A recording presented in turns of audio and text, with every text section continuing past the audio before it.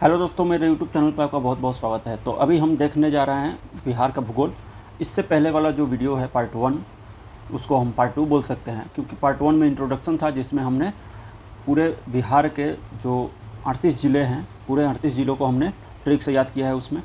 उसके बाद दूसरा जो वीडियो था, ये तीसरा वीडियो है। दूसरा वीडियो जो था उसमें हमने ये बेसिक जानकारी लिया था, जिसमें हमने ये सब पूरा PDF का पढ़ चुका है हमने।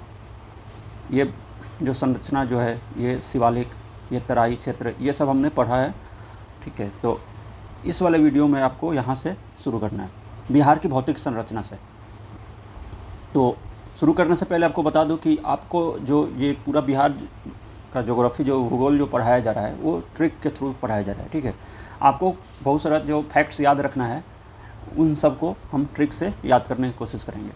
देखिए, जैसे यहाँ पे है ये सब, जैसे मंदार पर्वत है, तो बांका जो है, बांका में पड़ता है आपका मंदार पर्वत। तो बांके बिहारी बोलते हैं कृष्ण को, तो विष्णु का ही अवतार कृष्ण थे, तो कृष्ण को ही बांके बिहारी बोलते हैं। ठीक है, तो मंदार पर्वत वही पर्वत है जिसका यूज समुद्र मंथन के समय में किया गया था। तो मंदार पर्वत किसके पीठ पे रखा गया था? तो कच्छप अवतार जो थे, कृष्ण भगवान का ही अवतार था कच्छप अवतार, उनके जो पीठ पे वो मंदार पर्वत को रख करके वासुकी जो शिव भगवान के जो नाग हैं, उनसे वो माथा गया था। ठीक है, तो इस तरह से याद रखेंगे कि बांके बिहारी से रिलेट है आपका मंदार पर्वत। उसी तरह से आपको आगे जो वीडियो मतलब आगे जैसे जैसे मतलब ये पेज आएगा, तो हम इस सब को ट्रिक से याद करेंगे। फिर आपको आगे मिलेगा ये जितने भी ये आपका जलप्रपात हैं, झील हैं, इन सब को भी हम याद करेंगे ट्रिक से। जैसे ये देखिए कटिहार है, तो कटिहार से हम याद रखेंगे कि कटिहार में गोगा बिल झील है। तो गोगा बिल में जब बिल का मतलब होल में जब हाथ लगाएंगे तो सांप काटेगा ही, तो काटना से कटिहार आपका हो जाएगा। तो इस तरह से हम पूरे वीडियो में जहाँ जहाँ पे ज़रूरत पड़ेगा वहाँ पे फैक्ट्स को हम ट्रिक से याद करेंगे। तो चलिए शुरू करते हैं आज का वीडियो। इसका PDF अगर चाहिए तो आपको इसका PDF मेरे टेलीग्राम पे मिल जाएगा। वह आपका लिंक जो है डिस्क्रिप्शन में है, वहाँ से आप जा करके टेलीग्राम पे ज्वाइन हो करके और वीडियो को मतलब ये आपका PDF को डाउनलोड कर सकते हैं। यहाँ से शुरुआत करना है। बिहार की भौतिक संरचना, पूरे हम बिहार को, ये जो बिहार दिख रहा है हमारा, तो पूरे बिहार को हम 3 भागों में बांट सकते हैं। ये पूरा बिहार को 3 भागों में बांट सकते हैं। ऊपर में आपका ये पूरा शिवालिक का पर्वत श्रेणी। ठीक है, उसके बाद आपका बीच में जो है ये गंगा का मैदान, ये पूरा गंगा का मैदान, यहाँ से लेकर के ये पूरा ऐसे पूरा गंगा का मैदान है। और नीचे में आपका दक्षिण, ये वाला जो इलाका है, ये दक्षिण पठार है, दक्षिण का संकीर्ण पठारीय भाग है, जिसमें 2 पठार मिल करके बना है। जैसे यहाँ से लेकर के ये पूरा, ये जो मैंने ये शेड कर दिया है, तो शेड जो किया है ये पूरा आपका छोटा नागपुर प्लेटू का, छोटा नागपुर पठार का ये भाग है। और ये जो है इतना दूर, ये जो कैमूर का पठार जो है, वो विंध्यन का आपका एक्सटेंशन है, विंध्यन का ही पार्ट है। तो अब चलिए देखते हैं इसको डिटेल में। देखिए, ऊपर में है शिवालिक पर्वत श्रेणी का भाग, ये वाला, इसको हम देखने जा रहे हैं। तो इसमें जो है आपका ये वेस्ट चंपारण में पड़ता है, पश्चिमी चंपारण में, ये आपको पता ही होगा पश्चिमी चंपारण है। तो पश्चिमी चंपारण में शिवालिक रेंज का, शिवालिक श्रेणी का थोड़ा सा भाग पड़ता है, जो कि शिवालिक पर्वत पदीय भाग बोलते हैं उसको।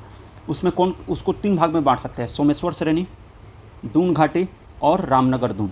ठीक है, तो इसको देखिए कैसे बांटते हैं।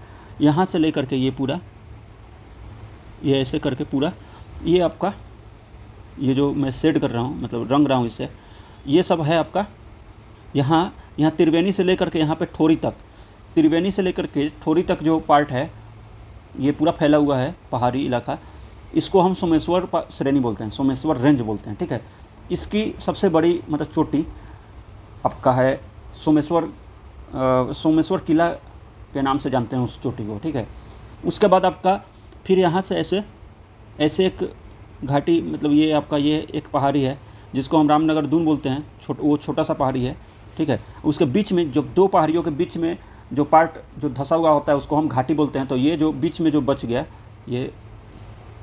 अभी जो बीच में ये जो है ये वाला आपका पार्ट दून घाटी हो जाता है, क्योंकि ये घाटी है दो पहाड़ियों के बीच में, तो घाटी है ये, तो उसका नाम दून घाटी हो जाता है। उसके बाद ये पूरे जो मैदानी भाग है उसको हम 3 भागों में बांट सकते हैं। ये पूरा मैदानी भाग जो है, ये जो पूरा मैदानी भाग है इसको 3 भाग में बांट सकते हैं। देखिए ऊपर में आपका तराई क्षेत्र जो पहाड़ी का निचला भाग जो होता है, पहाड़ का जहाँ पे ख़त्म हो जाता है, उसका कंकरीली जो इलाका होता है जहाँ पे दलदली क्षेत्र सब होता है, इन सब को हम, ये सब जो है पश्चिमी चंपारण से लेकर के यहाँ किशनगंज तक, ये समानांतर पूरा जो आपका नेपाल का सीमा है उससे सटा हुआ जो भी ज़िले हैं उसके जो ऊपर वाला भाग है, ये पूरा इलाका आपका तराई क्षेत्र में आता है। उसके बाद भांगर और खादर को देखते हैं। भांगर उसे बोलते हैं, भंगार के से आप याद रखिए, भंगार का मतलब हुआ कि जो हम पूरा मतलब वो जो मतलब कबारी वगैरह जो बेच देते हैं हम लोग, उसको भंगार भी बोलते हैं, ठीक है। तो कबार का मतलब जो पुराना हो चुका हो, तो जो ऐसा जलोढ़ मिट्टी जो पुराना हो गया हो उसको भंगार बोलते हैं, और जो नया जलोढ़ मिट्टी हो उसको हम खादर बोलते हैं। खादर उसको बोलते हैं जो हर एक साल नदियों के द्वारा, ये जो गंगा नदी है ऐसे गंगा नदी जो है, ये गंगा नदी है हमारी। उसके बाद ये आपका गंडक है, ये आपका घाघर, ठीक है। तो ये नदी सब आकर के अपना मिट्टी ये किनारे अपना फैला देती है। जल जो मतलब बाढ़ जो आता है, बाढ़ के कारण वो मिट्टी वहीं पे छूट जाता है और फिर पानी भाग जाता है, या मतलब वहीं पे रिस जाता है, जिसके कारण वो बच जाता है मिट्टी, उसको हम खादर मिट्टी बोलते हैं। खादर का मतलब, खादर गांव में बोलते हैं ना, खादर जो गोबर वगैरह का जो बनता है, तो खादर से हम याद रखेंगे कि जो फर्टाइल मिट्टी होता है उसको हम खादर बोलते हैं, जो कि नया मिट्टी होता है, नया जलोढ़ को हम खादर बोलते हैं। और जो बच गया, जो लास्ट में जो ऊंचा पार्ट होता है जहाँ पे कभी कभी बाढ़ की पानी पहुँच पाती है, उन सब इलाके में पूरा ऊपर ये सब इलाके में आपका जो है भंगार सॉइल मिलता है, भंगार मृदा, ठीक है, भंगार मिट्टी।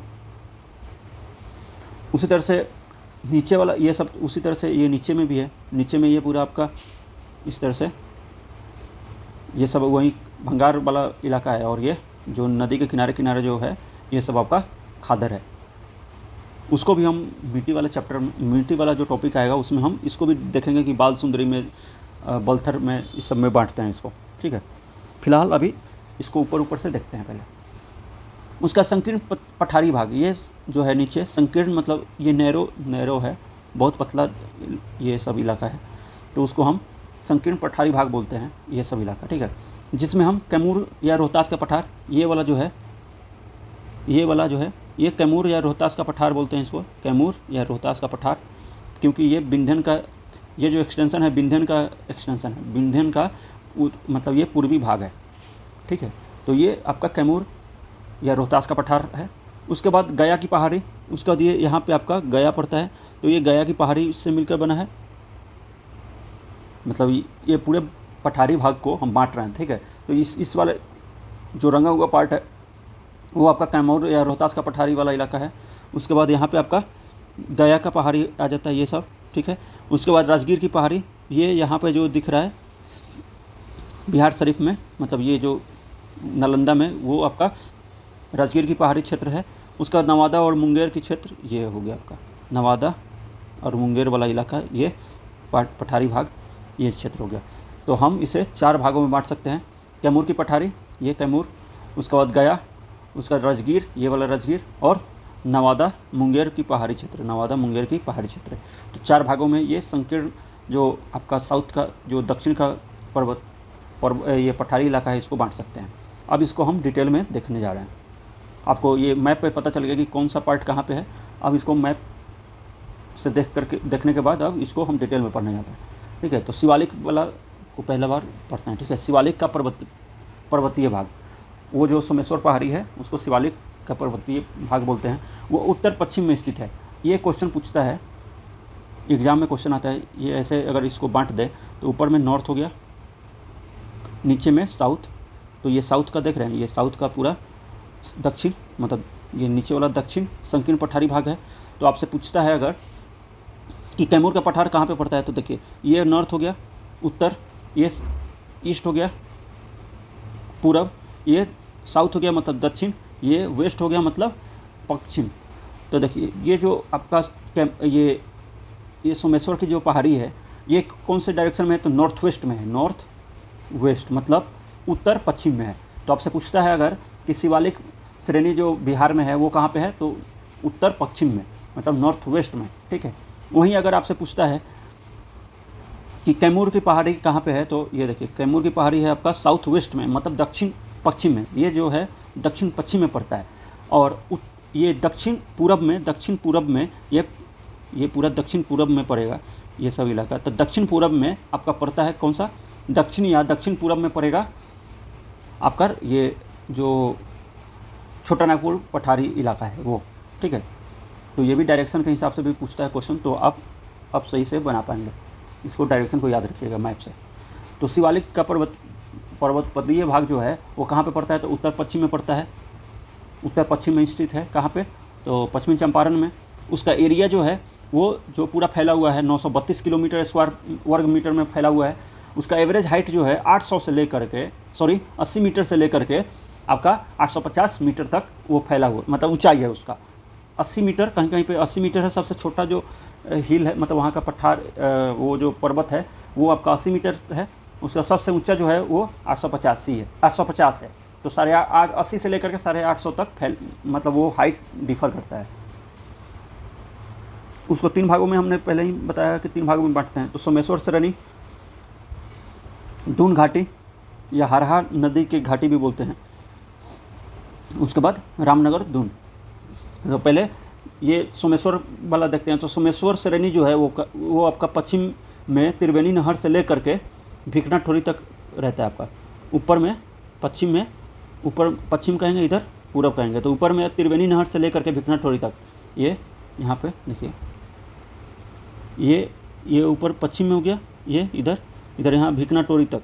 ये भिकना ठोरी जो है आपका दर्रा भी है। यहीं से इंडिया और नेपाल को, मतलब इंडिया और नेपाल के लिए मतलब लोग आते जाते हैं, ठीक है। यहाँ पे दर्रा का काम वो लोग आते जाते हैं। उसके बाद आपका बिजनेस भी, मतलब ये व्यापार भी होता है यहीं से।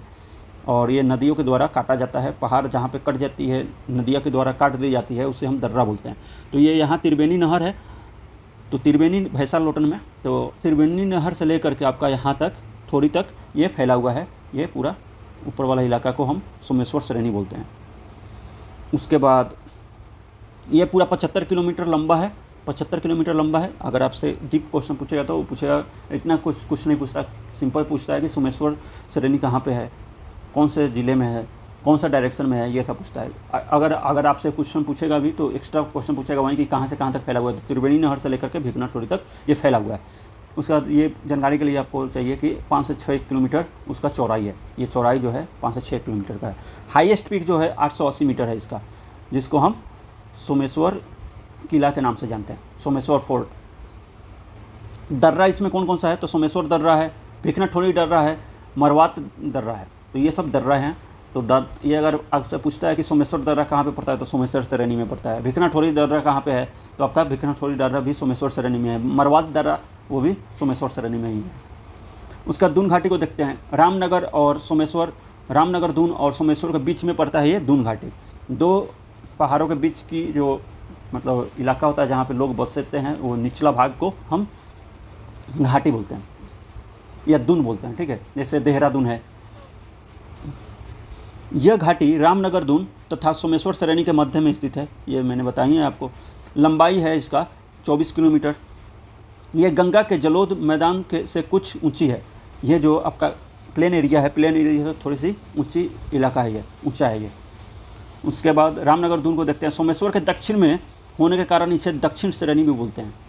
इसे हम देखिए ये रामनगर का मतलब ये आपका सोमेश्वर श्रेणी हो गया। उसके बाद देखिए दक्षिण में ये यहाँ पे रामनगर दून है ये। तो रामनगर दून दक्षिण में होने के कारण सोमेश्वर श्रेणी से दक्षिण में है ना, क्योंकि ऊपर उत्तर होता है, नीचे दक्षिण होता है। तो दक्षिण में होने के कारण इसे दक्षिण श्रेणी भी बोलते हैं, दक्षिण मतलब साउथ रेंज भी बोलते हैं। उसका फैलाव जो है 214 वर्ग किलोमीटर में फैला हुआ है। उसके बाद ये छोटी छोटी पहाड़ियों का अधिकतम हाइट, ये छोटी छोटी पहाड़ियों से मिलकर बना है, जिसका अधिकतम हाइट 240 मीटर है, ठीक है। उसके बाद ये पूरा आपका छोटा सा पार्ट था शिवालिक है तो उसको हमने पढ़ा। उसके बाद अब हम पढ़ते हैं बिहार के मैदानी क्षेत्र को। बिहार के मैदानी क्षेत्र का फैलाव जो है 9650 वर्ग किलोमीटर में फैला हुआ है। ये उत्तर में नेपाल की सीमा से लेकर के दक्षिण में छोटा नागपुर तक फैला हुआ है। छोटा नागपुर का जो लास्ट छोर है वहाँ तक। तो देखिए ये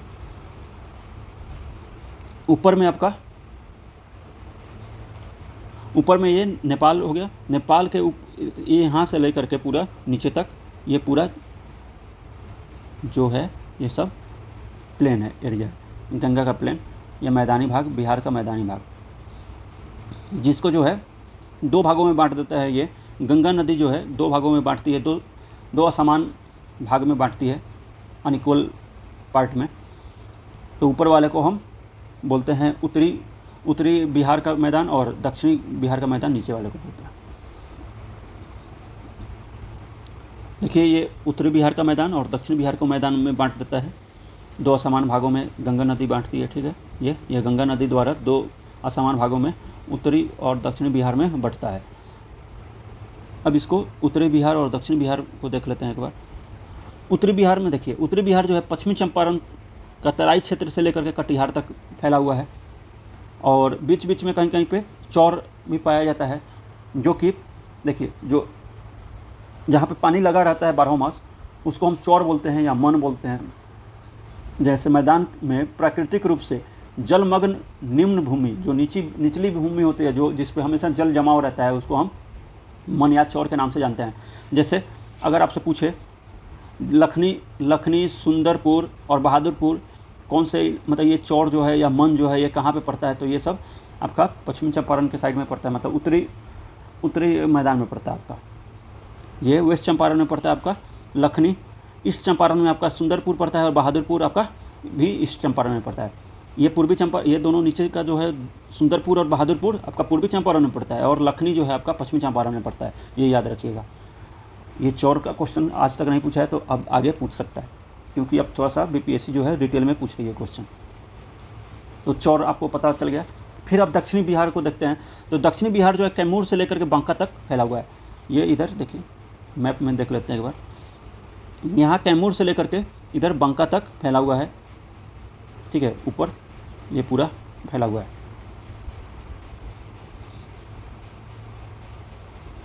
उसके बाद दक्षिणी मैदान वाला इलाका कहाँ कहाँ पे है फैला हुआ है, तो गया में, राजगीर में, गिरियक बराबर, खड़गपुर, शेखपुरा से घिरा हुआ त्रिभुजाकार मैदान है, ठीक है। तो गया का जो पहाड़ी है, राजगीर की पहाड़ी है, गिरियक या राजगीर की जो पहाड़ी है, बराबर की जो पहाड़ी है, खड़गपुर, शेखपुरा, ये सब का जो पहाड़ी है उसमें ये त्रिभुजाकार रूप में है, ठीक है। देखिए ये पूरा इसका अगर शेप देखें तो ये पूरा तो आपका यहाँ से ऐसे, ये पूरा तो पठारी इलाका हो गया। उसका देखिए इसका फैलाव कैसे है आपका मैदान का। देखिए मैदान जो है ब्लू कलर से हम देखते हैं, देखिए ये ऐसे फैला हुआ है। तो ये त्रिभुजाकार की तरह दिख रहा होगा, ठीक है, त्रिभुज की तरह दिख रहा है ये। देखिए ये त्रिभुज की तरह दिख रहा है ना। तो इसका शेप जो होता है दक्षिणी मैदान का, जो दक्षिणी बिहार का मैदान है वो त्रिभुजाकार शेप में दिखता है। तो वहीं यहाँ पे बताया है कि त्रिभुजाकार मैदान है, ठीक है, जो कि राजगीर, गिरियक, बराबर, खड़गपुर ये सब की पहाड़ियों से घिरा हुआ है। उसके बाद अब हम पूरे वो जो मैदानी क्षेत्र है, उत्तरी और दक्षिणी मैदानी क्षेत्र, उसको हम 3 भागों में बांट सकते हैं। तराई क्षेत्र ये जो है सोमेश्वर श्रेणी के तराई में 10 किलोमीटर चौड़ा फैला हुआ है, जो कि कंकर बालू का निक्षेप है। वहाँ पे कंकर बालू और के निक्षेप से बना हुआ है ये तराई क्षेत्र।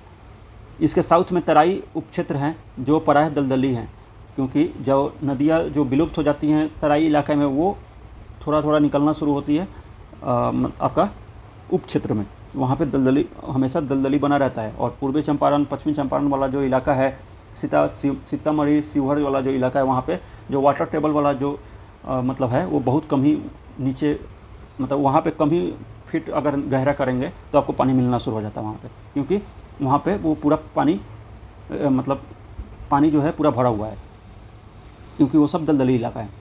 वहाँ 30-40 फीट पे ही पानी आ जाता है। भांगड़ क्षेत्र देखिए ये जो पुराना जलोढ़ क्षेत्र है उसको हम भांगर क्षेत्र बोलते हैं। ये आसपास के क्षेत्रों में 7 से 8 मीटर ऊंची रहती है, क्योंकि देखिए खादर वाला जो है जहाँ पे पानी हमेशा मतलब बाढ़ का पानी हमेशा आता रहता होगा, उसको हम खादर क्षेत्र बोलते हैं। उससे थोड़ा सा ऊंचा रहने के कारण यहाँ पे पानी नहीं लग आता है, तो पानी नहीं आएगा तो नया मिट्टी भी नहीं आएगा, जिसके कारण इसे हम भांगर क्षेत्र बोलते हैं। और खादर क्षेत्र उसको बोलते हैं इसका विस्तार जो है गंडक से लेकर के कोसी तक ये फैला हुआ है। गंडक नदी से लेकर के कोसी तक इसका पूरा फैला हुआ है उत्तरी बिहार में। प्रत्येक वर्ष बाढ़ आने के कारण प्रत्येक वर्ष यहाँ पे बाढ़ आता है, जिसके कारण ये आपका मिट्टी का पूरा जमाव हो जाता है। बाढ़ आने ये पूरा उपजाऊ होता है, ठीक है, ये मिट्टी जो है उपजाऊ होता है, लेकिन ये हर एक साल बाढ़ आने के कारण ये क्षेत्र तबाही के कगार पर है। अभी इस क्षेत्र में हमेशा कोसी वाला क्षेत्र जो है ये सब इलाका पूरा बाढ़ से हमेशा मतलब परेशान रहता है, जिसके कारण उपजाऊ होने के बावजूद भी यहाँ पे गरीबी बहुत है और काफ़ी लोग परेशानी का सामना करते हैं। हर एक साल बाढ़ आते रहती है। ये आगे देख लेते हैं कि उत्तरी मैदान में सरयू, गंडक, बूढ़ी गंडक, बागमती, कमला बलान, ठीक है, कोसी और महानंदा नदियों के विसर्पण के कारण ऑक्सबो लेक बनती है। तो ऑक्सबो लेक कैसे बनता है, तो ये देखिए ऑक्सबो लेक गोखुर झील को बोलते हैं। तो इसका बनता कैसे है, जैसे मान लेते हैं कि जैसे अगर ये ऐसे पहाड़ी इलाका है तो पहाड़ पर से ये नदी अगर बह रही है, ये नदी अगर बह रहा है तो पूरा मतलब इसको ढाल मिलेगा, जिसके कारण ये मिट्टी मतलब ये पूरा आराम से नीचे की तरफ ये पानी उतरता जाएगा। अगर जैसे ये समतल इलाका मिला इसे, ये समतल अगर मिल जाता है इसे ऐसे, तो समतल मिलेगा तो फिर ये इसका ढाल कम होने के कारण ये विसर्पण करने लगती है नदियाँ। तो विसर्पण होने के कारण ये देखिए ऐसे अगर विसर्पण करती है ऐसे ऐसे, फिर और भी पानी आ गया तो और ज़्यादा पानी आएगा, उसके साथ गाद भी लेकर के आएगा, गाद सब छोड़ता जाता है ऐसे ऐसे ऐसे, ठीक है। उसके बाद ये जो है ये और कटाव करते करते करते ये वाला जो है ऐसे ऐसे करते करते ये वाला जो है ये ऐसे ऐसे बढ़ता जाएगा, ये इस इधर का ऐसे बढ़ता जाएगा और कुछ समय के बाद ये मिट्टी जो है या ये पानी जो है ये पानी ऐसे बहने लगेगी, ठीक है। उसके बाद बहने के कारण आपका नदी जो है ऐसे बहने लगेगी और यहाँ पे जो क्षेत्र था ऐसे ये वाला चंद्रकार जो है रहता है, जो कि दिखता है गाय की खूर की तरह, ये बच जाएगा इधर। तो इसको हम गोखुर झील के नाम देते हैं। ये जो रहता है इसको हम झील बोलते हैं, गोखुर झील, ठीक है। तो ये नदियों के विसर्पण के कारण ये बनता है गोखुर झील आपका।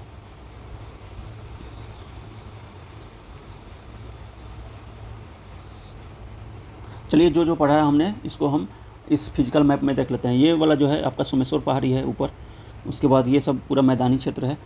ये सब ऊपर जो ये डार्क कलर जो दिख रहा है ये सब आपका भांगर क्षेत्र है। ये जो हल्का कलर जो दिख रहा है ये सब खादर वाला इलाका है, खादर ये मिट्टी वाला इलाका है।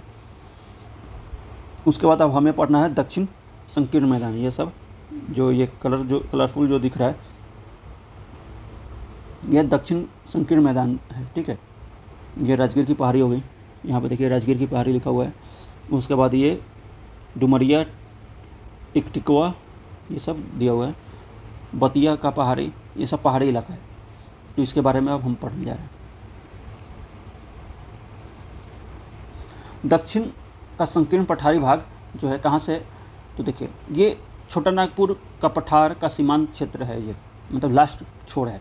प्राचीनतम भूखंड है ये बिहार का, सबसे प्राचीनतम अगर आपसे पूछे तो सबसे प्राचीनतम जो है ये आपका ये वाला जो इलाका है ये सब है, जिसको हम छोटा नागपुर पठारी का क्षेत्र मानते हैं। छोटा नागपुर पठार वाला जो इलाका है ये सब पुराना क्षेत्र है, ठीक है, पुराना भूखंड है। और ये उससे थोड़ा सा पुराना है, मतलब इससे थोड़ा सा नया ये है, मतलब दोनों ही पुराना एक ही काल में प्री कैम्ब्रियन युग में बना है। लेकिन सबसे पुराना जो है आपका ये दक्षिण वाला जो छोटा नागपुर पठार का जो एक्सटेंशन है वो है। इसमें कैमूर, रोहतास का पठार, गया का दक्षिणी भाग, गिरिया की पहाड़ी, नवादा, बांका एवं मुंगेर की पहाड़ी क्षेत्र इसके अंतर्गत आता है। इसमें क्या क्या मिलता है, तो ग्रेनाइट मिलता है, नीस मिलता है, आग्नेय एवं रूपांतरित चट्टान की बहुलता है इस सब क्षेत्र में। इसका विस्तार पश्चिम में कैमूर से लेकर के पूरब में मुंगेर तक पूरा ये फैला हुआ है। ये पूरे दक्षिण के संकीर्ण पठारी भाग का बात हो रहा है।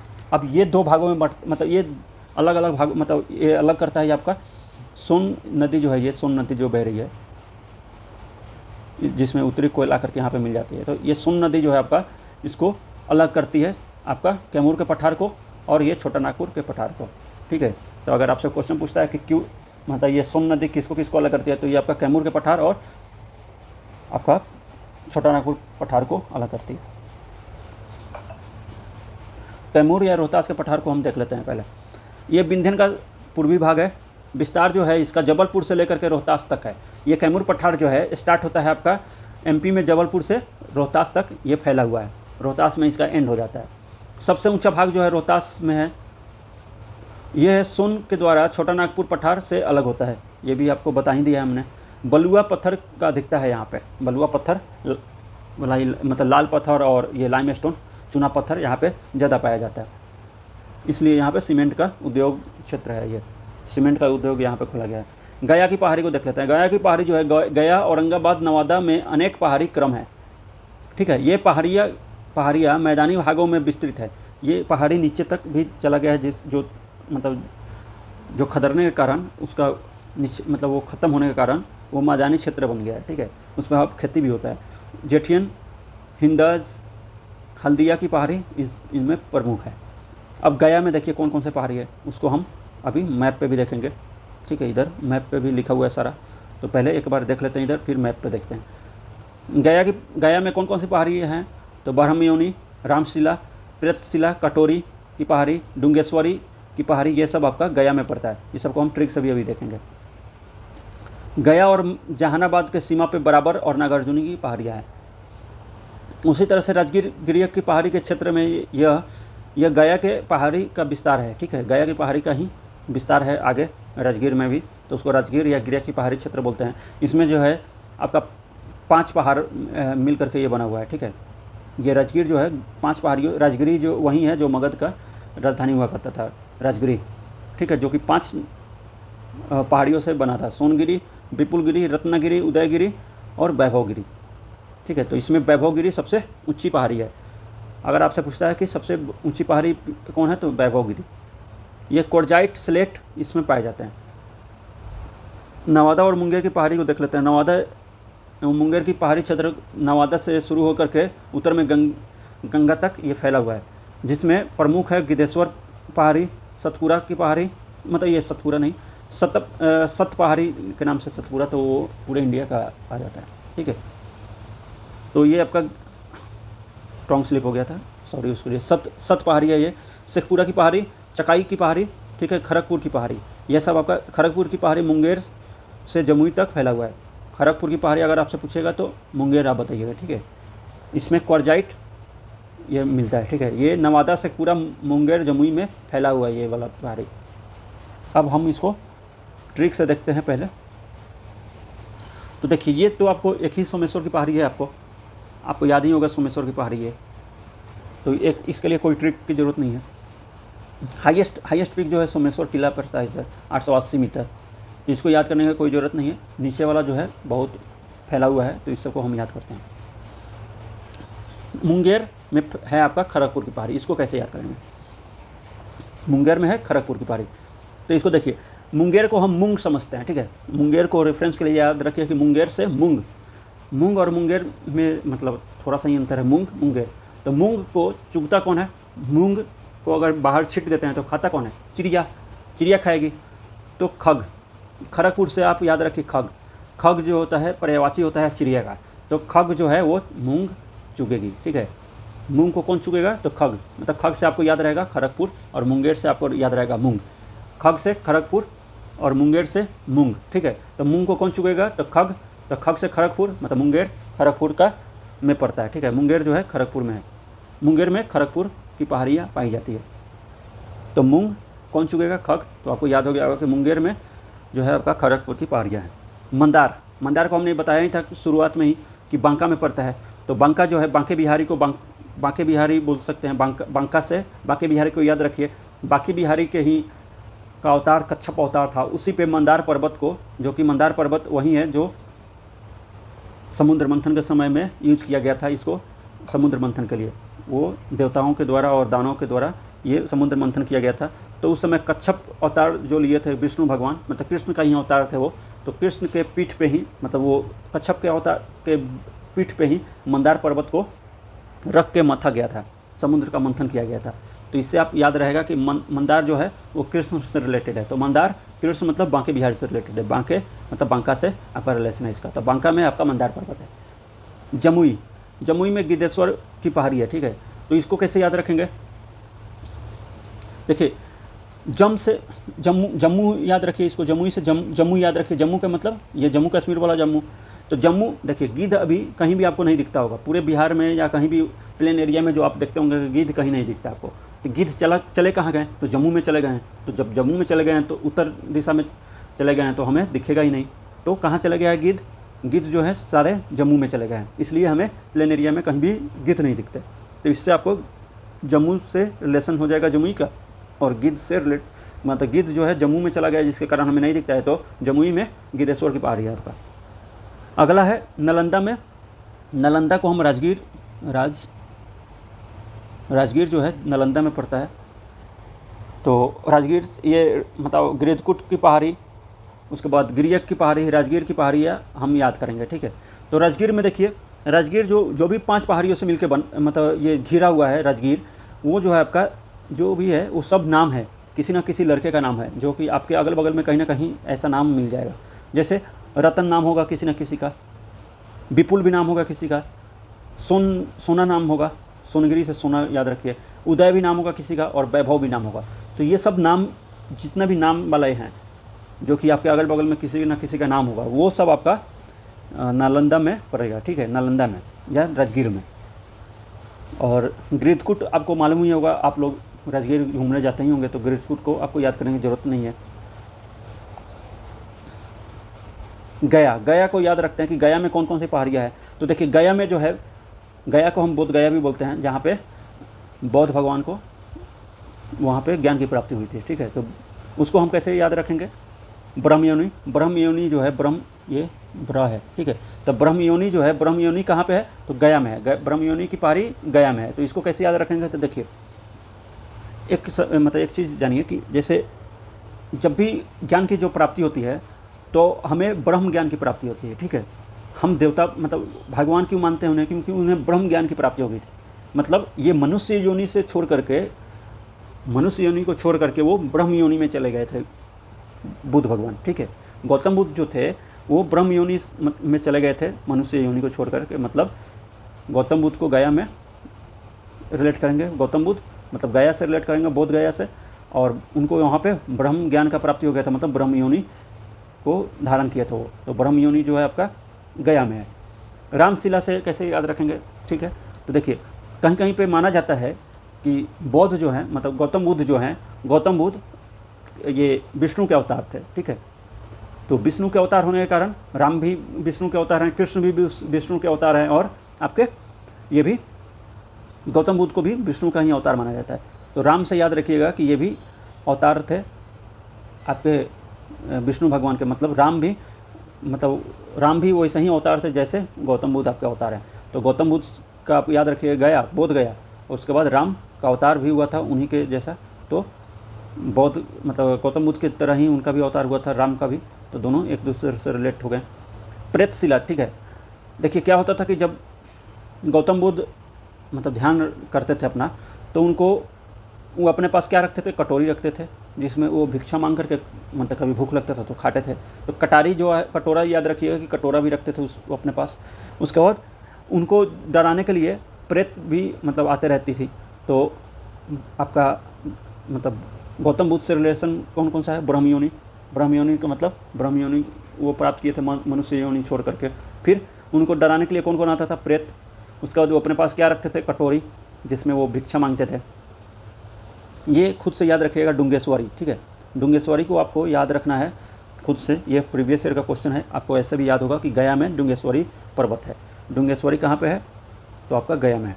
ये इरवासा की पहाड़ी को भी आप याद रखिएगा, इरवासा और जेठियन की पहाड़ी। ये सब क्वेश्चन कभी कभार पूछ सकता है, लेकिन मेन जो है यहाँ से इन सब पहाड़ियों को आपको याद रखना पड़ेगा, क्योंकि यहाँ से क्वेश्चन बन सकता है। उसके बाद देखिए जहानाबाद, ये हो गया आपका, और गया।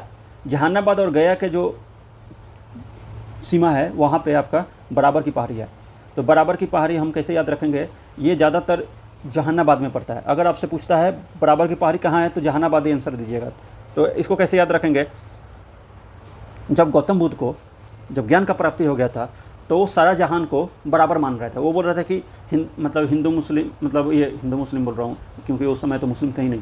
वो बोल रहे थे कि जैसे कि जानवर या मतलब मनुष्य या मतलब औरतें या मर्द जो भी हो वो सब बराबर हैं हमारे मतलब नज़र में। जब उन्हें ज्ञान की प्राप्ति हो गई थी तो वो सोच रहे थे कि सारा जहान जो है बराबर है, एक समान है, मतलब बराबर है, सारा जहान बराबर है। तो बराबर पहाड़ी कहाँ पे है, जहान मतलब जहानाबाद में है। गौतम बुद्ध को जब ज्ञान का प्राप्ति हुआ था तो वो सारे जहाँ को सारा जहान से आपका जहानाबाद हो जाएगा, और बराबर समझ रहे थे तो बराबर हो जाएगा आपका बराबर की पहाड़ी। ठीक है, तो सारा जहान बराबर है तो मतलब बराबर की पहाड़ी कहाँ है, जहानाबाद में। और गया से भी रिलेशन हो गया, मतलब जब गौतम बुद्ध को जब ज्ञान की प्राप्ति हुई थी तब ये बोले थे, तो गया से भी रिलेटेड है बराबर की पहाड़ी। और ये मगध वाला जो इलाका है वो हमने पहले भी बताया कि नाग यहाँ पे पाए जाते हैं ज़्यादातर, तो नागार्जुन की पहाड़ी भी इसी इलाके में। और ये कैमूर की पहाड़ी जो है आपका रोहतास में पड़ता है। आप गलती से कैमूर मत मार दीजिएगा क्योंकि इसका आंसर जो होगा रोहतास होगा। कैमूर की पहाड़ का पठार, कैमूर का पठार जो है कहाँ पे है, रोहतास में है। ये जबलपुर से लेकर रोहतास तक फैला हुआ है। तो कैमूर मतलब रोहतास में सबसे ऊंचा जो है क्षेत्र वो कैमूर पठार का वो रोहतास में पड़ता है, इसलिए कैमूर का पठार कहाँ पे है, रोहतास में। ये ऊपर ये सब पूरा क्लियर ही हो गया। अब क्वेश्चन को देख लेते हैं। देखिए, बिहार का कौन सा शहर 5 पहाड़ियों से घिर के बना है, तो ये बोधगया, ये इसमें कोई नहीं है क्योंकि राजगीर होगा इसका आंसर, राजगीर। ठीक है, तो ई ऑप्शन इसका हो जाएगा।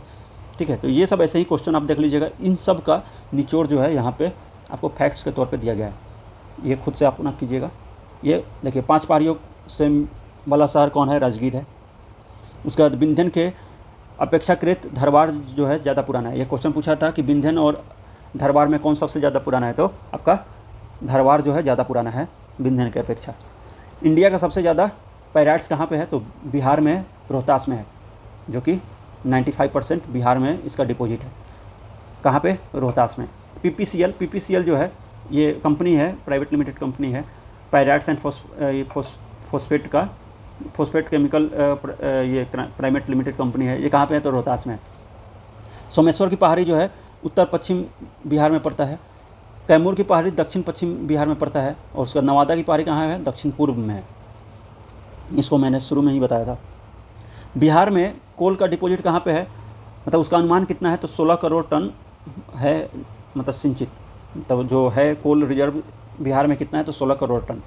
ये भागलपुर के पीरपैंती में मालदा गैप का जो पार्ट है वहाँ पे भागलपुर में आपका मालदा गैप का थोड़ा सा पार्ट जो आ जाता है भागलपुर में, जहाँ पे आपको कोल का रिजर्व मिलेगा।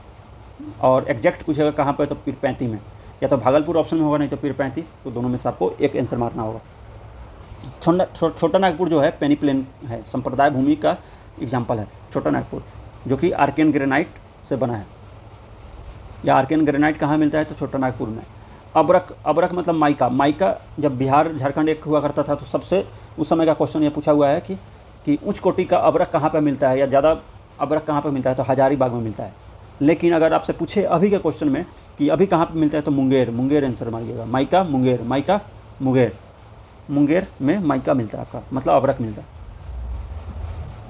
17वीं सदी में पटना में सोना की माइंस थी। ठीक है, तो कहीं कहीं पे लिखा गया है कि 17वीं शताब्दी जो था उस समय पटना में सोने लोग निकालते थे गड्ढा खोन करके, और सोने का मतलब सोना का जहाँ पे मिट्टी वगैरह में मिला रहता था उसको निकाल के और जाकर के धोल करके उसका कण निकालते थे, और उसको बाद में सबको पिघला करके सोना बनाते थे। तराई प्रदेश कहाँ पे है, तो तराई प्रदेश जो है नेपाल बिहार की सीमा के समानांतर में फैला हुआ है। उत्तरी बिहार को बागमती 2 भाग में बांटती है। जैसे उत्तरी बिहार को देखिए बागमती जो है बीचों में बांट देती है,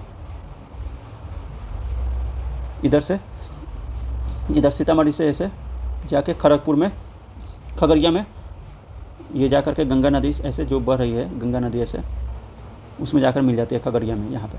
तो ये देखिए बीच में 2 भागों में बांट देती है कि इधर ये इलाका और ये इलाका बागमती नदी बांटती है, तो वहीं दिया हुआ है। फिर दिया हुआ है डुंगेश्वरी। डुंगेश्वरी जो है बोध गया में पड़ता है, अभी हमने देखा। बिहार का हाईएस्ट पीक कहाँ है? सोमेश्वर की पहाड़ी में, मतलब सोमेश्वर किला। तो ये सारा जो ये पॉइंट निकाला गया है, ये ऊपर वाला जो क्वेश्चन है उसी से ये निकाला गया है टोटल। तो आप अपना क्वेश्चन को एक बार सॉल्व करके देख लीजिएगा। अब ड्रेनेज सिस्टम पढ़ लेते हैं, बिहार का ड्रेनेज सिस्टम। बिहार का ड्रेनेज सिस्टम को पढ़ने से पहले आपको इंडिया का ड्रेनेज सिस्टम देखना होगा, क्योंकि बिहार भी इंडिया का ही पार्ट है।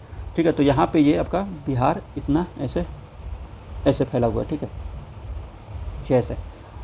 तो देखिए इस पर हिमालय की तरफ से जो नदियाँ आ रही है वो भी है, हिमालय की तरफ से जो नदी आ रही है वो, और नीचे से भी जो नदी जा रही है, जैसे देखिए यहाँ पे ये आपका सोन नदी जा रही है यहाँ से ऐसे सोन, और गंगा ये है ऐसे। तो गंगा में सोन नदी तो नीचे से ही ये पठारी इलाका से ही आ रही है। ये प्रायद्वीपीय भारत की नदियाँ सोन नदी में आता है, मतलब सोन नदी जो है मतलब प्रायद्वीपीय भारत में आता है, प्रायद्वीपीय भारत की नदियों में गिनती होता है इसका। तो ये बह रहा है नीचे से, उसका नीचे से और भी अजय है, क्यूल है, ये सब नीचे से बहती है। ठीक है, तो आपका बिहार में भी दो नदियाँ बहती है, एक हिमालय वाली और एक आपका प्रायद्वीपीय भारत वाली। ठीक है, उसी तरह से जैसे इंडिया में बहता है। तो इंडिया में आपका ड्रेनेज सिस्टम जो है, ड्रेनेज सिस्टम अपवाह तंत्र किसको बोलते हैं? नदी और उसके सहायक धाराओं से निर्मित भूमि की स्थलाकृति पर निर्भर करता है, क्योंकि उसके ढाल पे निर्भर करेगा और चट्टान के प्रकृति पे निर्भर करेगा वो ड्रेनेज सिस्टम। देखिए भारत का अपवाह तंत्र को दो भागों में बांट सकते हैं, हिमालय की नदियों के द्वारा मतलब अपवाह तंत्र, और प्रायद्वीपीय नदियों के द्वारा अपवाह तंत्र। और बिहार में भी दोनों नदियाँ मतलब इसी तरह के हिमालय नदियाँ से कुछ ऊपर से नीचे की तरफ बहती हैं, और प्रायद्वीपीय नीचे से ऊपर की तरफ बहती हैं। ठीक है, तो बिहार का अपवाह तंत्र देखते हैं कि बिहार का अपवाह तंत्र का आधार जो है गंगा नदी है। 90% धरातलीय स्वरूप का विकास नदियों के अपवाहन द्वारा होता है। ये हिमालय प्रदेश की नदियां हैं, और पठारी या प्रायद्वीपीय प्रदेश की नदियां यहाँ पे बहती हैं। उत्तर बिहार की नदियाँ में कौन कौन सा आता है? गंगा नदी, उसका घग्गर या सरयू नदी, घगरा बोलते हैं, सरयू नदी को घगरा भी बोलते हैं बिहार में, और सरयू बोलते हैं कहाँ पे? यूपी में।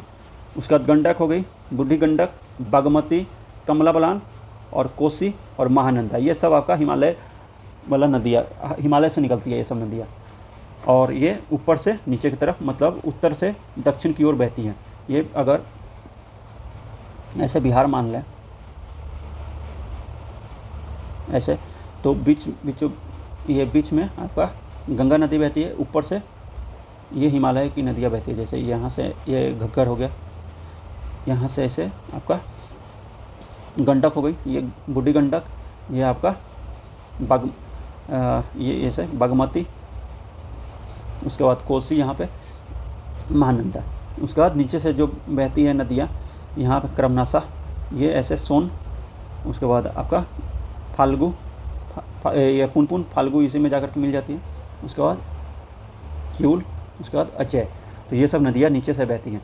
तो प्रायद्वीपीय भारत की जो नदियाँ जो जाती हैं या पठारी भाग की, वो नीचे से ऊपर की तरफ बहती है, मतलब साउथ से उत्तर की तरफ, मतलब दक्षिण से उत्तर की तरफ, और उत्तर से दक्षिण की तरफ हिमालय प्रदेश की नदियाँ बहती हैं, हिमालय से जो आती है नदियाँ। देखिए दक्षिण बिहार की नदियों में करमनासा, सोन, पुनपुन, फाल्गु, क्यूल और अजय नदियाँ हैं। ठीक है, जैसे देखिए यहाँ पे एक बार नदियों को देख लेते हैं। ये आपका गंगा नदी, ये आपका गंगा नदी हो गया। गंगा नदी देखिए यहाँ पे दो डिस्ट्रिक्ट जो हैं उसको मतलब अलग अलग कर रहा है। यहाँ पे आपका घग्गर नदी, सरयू बोलते हैं जो यूपी में, ये आपका उत्तर प्रदेश और बिहार के बीच में सीमा बना रहा है। ये ऊपर बिहार और नीचे ये सब खाली स्थान जो है ये यूपी है। उसके बाद यहाँ पे बूढ़ी गंडक, उसके बाद आपका ये गंडक, बड़ी गंडक, ये बड़ी गंडक है। उसके बाद यहाँ से निकलती है बूढ़ी गंडक, ठीक है, यहाँ पे जाकर मिल रही है। उसके बाद बागमती, यहाँ पे सीतामढ़ी से मतलब इन होती है और यहाँ पे खगड़िया में जाकर के मिल जाती है। उसके बाद ये आपका कोसी वाला क्षेत्र हो गया, सप्त कोसी। उसके बाद ये हो गया आपका महानंदा। नीचे देखिए यहाँ पे ये करमनासा, ये गंगा नदी में करमनासा नदी ऐसे बहती है। उसके बाद ये सोन, यही सोन दो भागों में, मतलब इसको अलग अलग कर दिया, जैसे ये वाला कैमूर वाला का पठार और ये छोटा नागपुर के पठार को। यहीं पे उत्तर कोयल जो है, उत्तर कोयल नदी इसमें सोन में आकर के मिल जाती है। उसके बाद ये पुनपुन, फाल्गु जाकर के पुनपुन में मिल जाती है। उसके बाद ये अजय, ठीक है, जो कि जा करके बंगाल में मिल जाएगा। तो इन नदियों को आपको क्रम से याद रखना है। चलिए अब देख लेते हैं गंगा का उद्गम क्षेत्र और कहाँ पे मुहाना बनाती है और उसका विशेषता। उसी तरह से सारे नदियों का उद्गम क्षेत्र देखेंगे, कहाँ पे वो मुहाना बनाती है या कहाँ पे जा करके गंगा से मिलती है या किस नदी से मिलती है, उसका विशेषता देखते हैं। आपको ये याद रखना होगा कि उत्तर से कौन सी नदियाँ आकर के गंगा में मिलती है और दक्षिण से कौन कौन सी नदियाँ जा करके मिलती हैं। तो ये आपको एकदम मैप में देख देख करके याद रखना पड़ेगा, ठीक है, या आप खुद से अपना कुछ उसका ट्रिक बना लीजिए, आपको याद हो जाएगा, ठीक है। तो अब गंगा का देखते हैं, पहले गंगा को देखते हैं। तो गंगा जो है गंगोत्री के गोमुख से निकलती है उत्तराखंड से और बंगाल की खाड़ी में जाकर के गिर जाती है, मतलब मुहाना बनाती है अपना। तो इसका देखिए, ये इसका विशेषता ये है कि पटना, बक्सर, मोकामा, भागलपुर, मुंगेर, ये जो ज़िले हैं गंगा के तट पे हैं। तो पटना, बक्सर, मोकामा, भागलपुर, मुंगेर, ये सब मतलब अपने अपने ज़िले का शहर है, ठीक है। तो ये सब आपका गंगा नदी के किनारे ही हैं। तो इसको चलिए देख लेते हैं मैप पे। यहाँ हो गया बक्सर, फिर ये हो गया पटना आपका, यहाँ पे आपका मोकामा, इसके बाद इधर भागलपुर, मुंगेर, ठीक है, भागलपुर यहाँ पे। तो भागलपुर, मुंगेर, ये सब इसी मतलब गंगा नदी के किनारे है। तो यहीं दिया हुआ है वहाँ पे। आपका भोजपुर और सारण जिला को बीच सीमा बनाती है गंगा नदी। तो मैंने बताया था कि दो ज़िला है वहाँ पे, सारण और भोजपुर को का सीमा बनाती है कौन, गंगा नदी। और 405 किलोमीटर पूरे बिहार में बहती है। जो बिहार में अगर लंबाई अगर पूछता है तो आपको बताना होगा कि 405 किलोमीटर पूरी गंगा की लंबाई है बिहार में। गंगा नदी के किनारे स्थित 12 ज़िले गंगा नदी के किनारे हैं, जिसमें भोजपुर, सारण, बक्सर, वैशाली, पटना, बेगूसराय, खगड़िया, समस्तीपुर, कटिहार, भागलपुर, लखीसराय एवं मुंगेर हैं, ठीक है। सर्वाधिक जो है पटना में है। तो देखिए ये मैप पर देख लेते हैं एक बार, पटना में कैसे। तो देखिए पटना जो है ये लंबा, देखिए यहाँ से ये पूरा ऐसे ऐसे ऐसे, ये पूरा पटना है ऐसे। देखिए पूरा पटना इतना लंबा है, यहाँ से ले करके ये पूरा यहाँ तक। तो देखिए इतना जब लंबा रहेगा तो गंगा नदी भी ये पूरा ऐसे बह रही है, ठीक है। तो सबसे लंबा जो सीमा मतलब सबसे लंबा कहाँ पे बहती है, तो पटना में। तो देखिए पहले कहाँ से शुरू होती है, बक्सर में, बक्सर से ले करके बक्सर, ये बक्सर से होके बह रही है ये ऐसे। तो बक्सर ये हो गया, ये हो गया भोजपुर, फिर ऊपर हो गया सारण, फिर नीचे पटना, फिर ये वैशाली, ये समस्तीपुर, ये आपका बेगूसराय, नीचे में देखिए यहाँ पे लखीसराय का थोड़ा सा पार्ट लगता है, लखीसराय, ठीक है। मुंगेर, ये आपका खगड़िया, फिर ये भागलपुर हो गया, ठीक है। तो 1 2 3 4 5 6 7 8 9 10 11, एक कटिहार यहाँ पे, ठीक है, यहाँ पे कटिहार। तो 12 टोटल 12 डिस्ट्रिक्ट से आपका गंगा नदी गुजरती है। ये खगड़िया जो है मतलब ये लखीसराय जो है, लखीसराय का थोड़ा सा पार्ट पड़ता है, तो लखीसराय को भूलिएगा नहीं गिनते वक्त, ठीक है। तो वो ये देख लिया हमने। अगर ये क्वेश्चन भी पूछा हुआ है बीपीएससी में कि कितने मतलब ज़िलों से होकर के गुजरती है गंगा नदी, तो 12, ठीक है। अब आगे आपसे पूछ सकता है नाम, तो आपको ये किनारे मतलब वो जहाँ जहाँ से गुजरती है तो आपका नाम याद रखना होगा। ये जो खगड़िया है ये आपका भूलेगा तो खगड़िया को याद रखिएगा, खगड़िया का थोड़ा सा पार्ट लगता है। सर्वाधिक लंबाई पटना में है। गंगा नदी के उत्तर दिशा से मिलने वाली प्रमुख नदियाँ, सहायक नदियाँ हैं कौन कौन, तो घग्गर, ठीक है, गंडक, बूढ़ी गंडक, कोसी और महानंदा। क्योंकि बागमती जो है कोसी में आकर के मिल जाती है, जिसके कारण हम इसे गंगा में वो ना डायरेक्ट आकर नहीं मिलते, जिसके कारण हम बागमती को यहाँ पे इंक्लूड नहीं किया हमने। दक्षिण दिशा के प्रमुख सहायक नदियाँ कौन कौन सी है? सोन, पुनपुन, करमनासा, किउल, फाल्गु, कावथोरा, धर्मावती, गंगी, बद्दुआ। ठीक है, तो करमनासा तो आपको पता ही है, ये सोन, पुनपुन, फाल्गु ये सब, किउल पता है। देखिए कावथोरा आपको याद रखना होगा, कावथोरा, धर्मावती और गंगी। ठीक है, तो ये सब आपको याद, और बद्दुआ, ये सब नदियाँ आपको दे सकता है कन्फ्यूज़ करने के लिए। तो ये आपको याद रखना होगा कि ये दक्षिण बिहार, मतलब दक्षिण बिहार का जो क्षेत्र है वहाँ से गंगा में जाकर के मिलती है, दक्षिण दिशा से। अब सहायक नदियों के बारे में देख लेते हैं। पहला जो है आपका घघरा नदी, जिसको हम यूपी में सरयू भी बोलते हैं। ये मपचा चुंगो ग्लेशियर तिब्बत से निकलती है और गंगा नदी में रेविलगंज में आकर के मिल जाती है, रेविलगंज सारण में। तो ये एग्जैक्ट अगर पूछेगा तो एग्जैक्ट याद रखने के लिए ऐसे याद रखिए, घघरा जो है औरतें पहनती हैं या लड़कियां पहनती है घघरा, राजस्थान वगैरह में। तो ये साड़ी पहनेंगी या घघरा पहनेंगी, उनकी विल है, मतलब उनकी इच्छा है, वो इंटरेस्ट पे डिपेंड करता है, उनके विल पे डिपेंड करता है। विल मतलब रेविलगंज में मिलता है आपका घघरा। ठीक है, तो घघरा कहाँ मिलेगा? तो रेविलगंज में। वो उनकी विल है कि वो क्या कपड़े पहनेंगी। ठीक है, तो उनकी विल है, विल। ठीक है, तो रेविलगंज में आपका घघरा नदी आके मिलती है गंगा से। ये गुठानी सिवान के समीप बिहार में प्रवेश करती है। ठीक है, अगर आपसे पूछता है तो कहाँ पे मिलती है, तो सिवान में आकर के ये एंटर करती है। तो देखिए यहाँ पे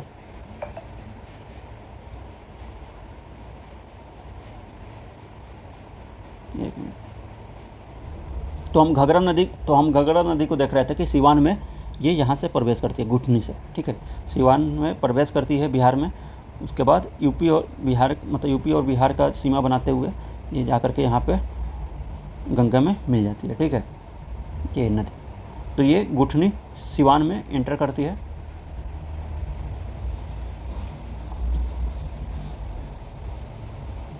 ये गुठनी सिवान के समीप बिहार में प्रवेश करती है, बिहार एवं उत्तर प्रदेश की सीमा निर्धारण करती है। और सहायक नदियाँ राप्ती और महाकाली इसकी सहायक नदियाँ हैं, राप्ती और महाकाली। गंडक नदी, अब हम गंडक नदी को देख रहे हैं। ठीक है, गंडक नदी को पहले एक बार मैप पे देख लेते हैं।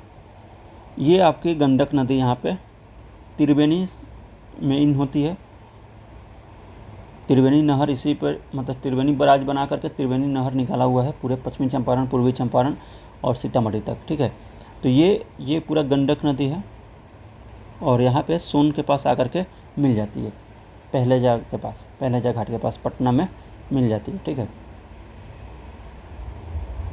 ये हाजीपुर के पास, ये आपका गंडक नदी है। तो गंडक नदी को आप देख लेते हैं। गंडक नदी जो है नेपाल में हिमालय से निकलती है, अन्नपूर्णा पर्वत से, और गंगा नदी में पहलेजा घाट, जहाँ पे पटना में पहलेजा घाट के पास आकर के मिल जाती है। तो ये आपको याद होगा तो ठीक है, नहीं तो इसको याद रखने के लिए कैसे याद रखना है, गंडक से याद रखना है गंदा जब खाना हो जाता है, अन्न मतलब खाना, भोजन, जब अन्न जो है गंदा हो जाता है तो मम्मी हमारी क्या बोलती हैं? पहले जा फेंका, पहले इसको जाकर फेंका, पहले जा फेंका। तो गंदा खाना होने के कारण उसे बोलती है पहले जा फेंका, पहले जा से आपको पहले जा फेंका बोलती है मम्मी। तो कैच करने के लिए, तो खाना फेंकने के लिए, तो गंदा खाना फेंकने के लिए। ठीक है, तो गंडक अन्नपूर्णा मतलब गंदा खाना कहाँ पे जाकर मिलती है, मतलब पहले जा फेंका मतलब पहले जा घाट के पास। इस तरह से आपको याद रखना है। ये सप्तगंडकी के नाम से भी प्रसिद्ध है, 7 मुख्य नदियाँ हैं। ये सब मतलब करना नहीं है आपको, सिंपल इसमें केवल नाम याद रखना है आपको। नारायणी शालिग्राम के नाम से भी प्रसिद्ध है, इसकी लंबाई जो है 640 किलोमीटर है टोटल। उसके बाद हाजीपुर, सोनपुर, मुजफ्फरपुर बसे नगर हैं इसके किनारे मेन नगर जो है, ये देखिए यहाँ पे आपका ऐसे, तो मुजफ्फरपुर, उसके बाद इधर ये सब बसा हुआ क्षेत्र है।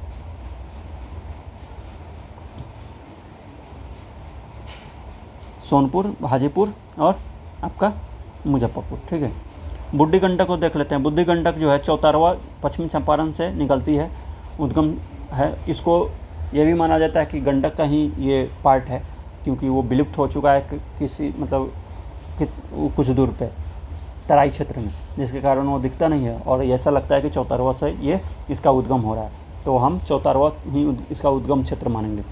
और ये गंगा नदी में खगड़िया के निकट में जाकर के मिल जाती है। ये सबसे लंबी नदी है, ठीक है, लंबाई लगभग 320 किलोमीटर है। और ये जो है मसान, बलौर, पंडई, सिकता, तिलवे, तिऊर, धनौती, कोहरा, डंडा आदि इसकी मतलब सहायक नदियाँ है। बाढ़ के दिनों में ये मार्ग बदल लेती है अपनी। और बिहार में गंगा की सबसे बड़ी सहायक नदी कौन है? ये बूढ़ी गंडक, क्योंकि ये पूरा के पूरा 320 किलोमीटर ये पूरा बिहार में ही बहती है, ठीक है। लेकिन ये 640 किलोमीटर इसकी पूरी लंबाई है गंडक की,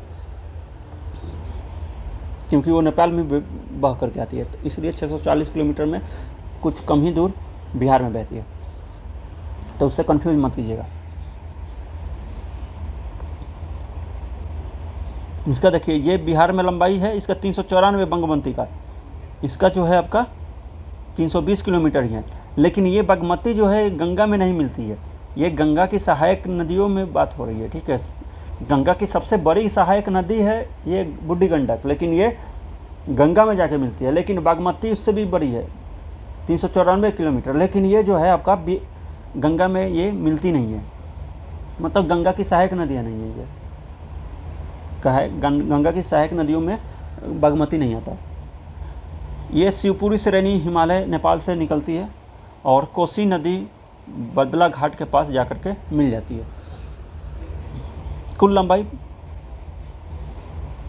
इसका कुल लंबाई जो है नेपाल और इंडिया में मिला करके, बिहार में मिला करके 589 है, जिसमें 394 किलोमीटर बिहार में बहती है।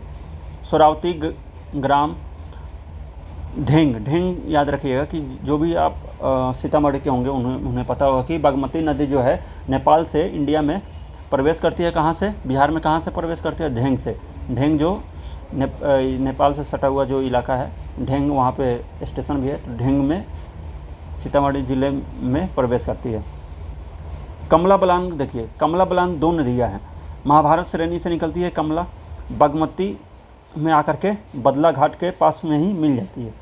मिथिला क्षेत्र में इसे प्रसिद्ध नदी है ये कमला। मैनावती, धौरी, बलान, देखिए बलान मुख्य सहायक नदियाँ हैं इसमें, ठीक है। तो बलान अगर जब जैसे कमला में मिल जाती है तो कमला बलान नाम हो जाता है इसका। इन नदियों से मिलने के बाद इसका नाम कमला बलान हो जाता है। मधुबनी जिले में जयनगर के पास भारत में प्रवेश करती है, ठीक है। कमला बलान बेसिन मुख्य नदी की बिहार में कुल मतलब लंबाई है इसके 120 किलोमीटर, ठीक है। तो देखिए क्या होता है, मैप पे जाते हैं। यहाँ पश्चिमी चंपारण से एक नदी इन हो रही है, एक नदी आपका यहाँ पे सिवान से। तो आपका कहाँ से नदियाँ इन हो रही है उत्तरी मतलब उत्तर दिशा से, तो वो हम देख रहे हैं अभी, जो गंगा में जा कर के मिलती है या मतलब उसके सहायक नदियों में। तो देखिए एक तो है ये घघरा नदी, तो घघरा नदी आपका सिवान में एंटर करती है और गंगा में मिलती है। एक यहाँ पश्चिमी चंपारण में एंटर करती है पश्चिमी चंपारण में और जाके यहाँ पे पहलेजा घाट के पास मिल जाती है गंडक। एक बूढ़ी गंडक है, यहाँ से निकलती है बूढ़ी गंडक ऐसे करके खगड़िया में जाके, ये खगड़िया में जाकर के मिल जाती है, ठीक है यहाँ पे। तो ये आपका पश्चिमी चंपारण से 2 नदियाँ। फिर यहाँ से देखिए, यहाँ पे सीतामढ़ी से बागमती नदी निकलती है और एक मधुबनी से निकलती है नदी, एक आपका यहाँ पे सुपौल से ये कोसी नदी निकलती है, ठीक है। तो देखिए ये लगातार तीनों ज़िले जो हैं वहाँ से एक एक नदियाँ इंट्री करती है, ठीक है। और बाकी एक जो है आपका महानंदा किशनगंज से एंटर करती है, तो ये याद रखिएगा। तो वहीं दे रहा है यहाँ पे कि कोसी जो है आपका नेपाल तिब्बत से निकल के कुर्सेला में जा कर के ये गंगा नदी से मिल जाती है। तो इसको कैसे याद रखेंगे? कुर्सेला, कोसी और कुर्सेला, ठीक है। तो कोर्सी हम लोग कहीं कहीं पे बोलते हैं ना, जैसे कुर्सी को कुर्सी भी बोल सकते हैं वहीं कुर्सेला, देखिए ये भी कुर्सेला, दोनों एक जैसा नाम लग रहा है, कुर्सेला और कोरसी। तो कोरसी और कुर्सेला एक जैसा राइमिंग है। तो कोसी जो है कुर्सेला में जाकर के, कटिहार में कुर्सेला जगह पे जाकर गंगा में मिल जाती है। इसकी सहायक नदियाँ है तमूर कोसी, अरुण, सुनकेसी, कोसी कि हिमालय क्षेत्र से बनती है, ये सब संगम के कारण, ठीक है। सात धारा मिल करके बनती है, इसीलिए सप्त कोसी भी बोलते हैं इसे। ये सुपौल में ज़िले में प्रवेश करती है, बिहार में या इंडिया में, भीमनगर के समीप, और मार्ग परिवर्तन करने में कुख्यात है ये। इसे बिहार का शोक भी कहते हैं, और ये 260 किलोमीटर कुल बिहार में लंबी दूरी तय करती है। महानंदा जो है दार्जिलिंग में, मतलब दार्जिलिंग में इसका उत्पत्ति होता है, और गंगा नदी से आकर के मतलब वो बांग्लादेश में जाकर के मिलती है। मतलब ये सारी नदियाँ बिहार में कहीं ना कहीं जाके मिल रही थी, लेकिन महानंदा जो है बिहार से बाहर जाकर के गंगा में मिलेगी, मतलब बांग्लादेश में। महानंदा जो है दार्जिलिंग से निकलती है, उत्तर दिनाजपुर से बिहार में किशनगंज में प्रवेश करती है, और मालदा पश्चिमी बंगाल होते हुए बांग्लादेश में जाकर के मिल जाती है। ये इतने तो हमने देखा मतलब उत्तर बिहार की नदियाँ, ठीक है। अब हम देखते हैं दक्षिण बिहार की नदियाँ। तो सोन को देख लेते हैं। मैकाल पर्वत अमरकंटक श्रेणी से निकलती है और गंगा में पटना के निकट जाकर के मिल जाती है। तो मध्य प्रदेश, उत्तर प्रदेश, झारखंड, बिहार में प्रवाहित होती है ये नदियाँ। इसकी बनास, गोपद, रिहंद, कन्हार और उत्तरी कोयल इसकी सहायक नदियाँ हैं, ठीक है। पुनपुन को देखते हैं। पुनपुन जो है आपका पलामू झारखंड से, छोटानागपुर पठार से निकलती है और गंगा में फतुहा में आकर के मिल जाती है। आपको मालूम ही होगा, जो भी घाट पे मतलब जाते होंगे उनको मालूम होगा फतुहा, पुनपुन जो है फतुहा में आकर मिल जाती है, पटना में जो भी रहते होंगे। सहायक नदियाँ जो है मोरहार एवं दरगाह जो है इसकी पुनपुन की सहायक नदियाँ हैं। करमनासा को देख लेते हैं एक बार। यहाँ पे ये जो है, यहाँ पे ऐसे करमनासा नदी है, ये यूपी और बिहार का बॉर्डर बनाती है, ठीक है। ये आपका सोन नदी है। ऐसे सोन आपका रोहतास और औरंगाबाद की सीमा बनाती है, सोन। तो ये याद रखना होगा आपको। करमनासा कैमूर पर्वत से निकल के और गंगा नदी में चौसा में जाकर के मिल जाती है। उत्तर प्रदेश एवं बिहार के बीच में सीमा बनाती है। बिहार में इसे अशुभ नदी या अपवित्र नदी माना जाता है। अजय जो है देवघर झारखंड से निकलती है और भागीरथी नदी में जाकर के पश्चिम बंगाल में मिल जाती है। यह बिहार के मुंगेर ज़िले में प्रवाहित होती है, मुंगेर ज़िले से होकर के बहती है। क्यूल जो है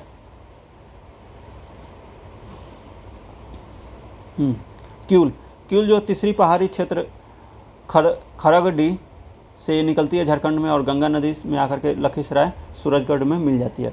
बिहार और झारखंड में प्रवाहित होती है ये नदियाँ। और कौन कौन से ज़िले से होकर के बिहार में बहती है? तो जमुई, लखीसराय, क्यूल नगर से होकर के ये बहती है। अब फाल्गु नदी को देखते हैं। फाल्गु जो है लीलाजन या निरंजना और मोहना के संगम से ये बनती है, ठीक है। ये गया बिहार में इसका संगम होता है। उसके बाद ये पुनपुन में जाकर के मिल जाती है। उसके बाद बौद्ध एवं हिंदुओं के लिए महत्वपूर्ण नदी है। नदियों में मतलब फाल्गु जो है बौद्ध और हिंदू दोनों मानते हैं इसे। पितृपक्ष के मेला जो लगता है वहाँ पे पिंडदान करने जाते हैं फाल्गु नदी के किनारे। और गया जी डैम या रबर डैम भारत का सबसे लंबा डैम जो है वो मतलब गया जी डैम या रबर डैम ये फाल्गु नदी पे ही बन रहा है। तो अब अगर आपसे क्वेश्चन पूछे कि फाल्गु नदी पे कौन सा डैम बन रहा है, तो गया जी डैम या रबर डैम बन रहा है। ये हम मैप को देख रहे थे, ठीक है।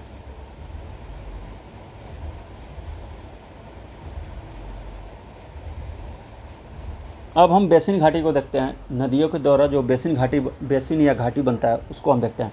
तो ये जो है ये इतना वाला इलाका ये घग्गर नदी के द्वारा बनता है, उसे हम घाघरा नदी के जो द्वारा जो बनता है उसे घग्गरा बेसिन या घाघरा घाटी बोलते हैं, ठीक है। ये आपका ये पूरा गंडक नदी के द्वारा बनता है, बूढ़ी गंडक या और गंडक नदी के कारण मतलब बेसिन है ये। फिर ये आपका बागमती का बेसिन है, ये जो आपका ग्रे कलर का जो दिख रहा है। फिर ये कमला बलान का बेसिन है। इस तरह से जहाँ जहाँ नदियाँ बहती है, जैसे ये पूरा कोसी है, ठीक है, कोसी का ये घाट मतलब पूरा बेसिन है। ये महानंदा का बेसिन है। तो जो नदियाँ जहाँ पे बहती हैं वहाँ पे उसका बेसिन, उसका नाम पड़ जाता है। जैसे ये वाला सोन वाला इलाका हो गया आपका, ये पुनपुन बेसिन, ये हरोहर बेसिन, ये क्यूल बेसिन, उसके बाद ये आपका चंदना बेसिन, ये बद्दुआ बेसिन, बद्दुआ घाटी। ये सब कभी कभार क्वेश्चन पूछ सकता है इसमें, तो याद रखिएगा ये। अब कुंडों के बारे में देख लेते हैं।